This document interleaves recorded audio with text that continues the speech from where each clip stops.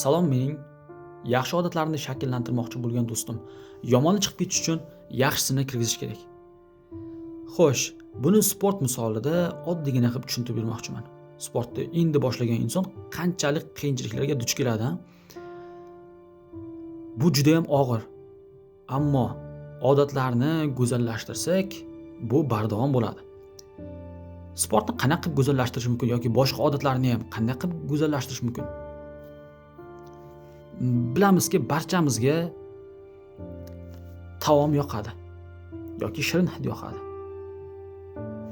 Sport bilan shug'ullanayotgan vaqtda bir necha meva bo'laklarini qirqib olib qo'yib yoki mitti mayizga o'xshagan mitti quritilgan meva bo'laklarini healthy fruit o'shalarni healthy snackslarni olib qo'yib o'sha jarayonda yesa bo'ladi. Misol keltiraman, sport bilan shug'ullanishni boshlagan vaqtimda boshida shunday qilardim.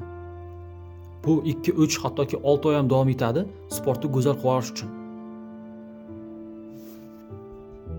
Bitta mashqni bajarasan, mashq orqasidan mana bu mevani yoki yong'oqni yeysan.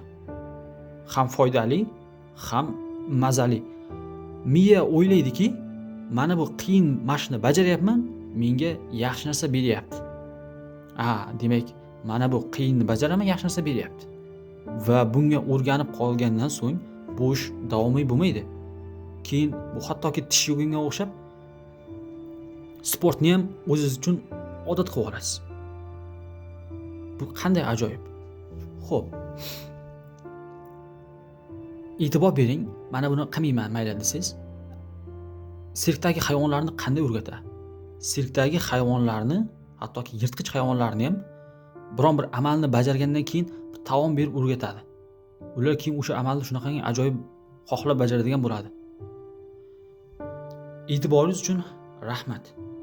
Buni bajarib ko'rishingizni iltimos qilardim. Buni hattoki kitob o'qishga, masalan, shirin hid tortib, mushkambar, atir, qaysi biri bo'lsa ham kitob o'qishga ajratsa bo'ladi.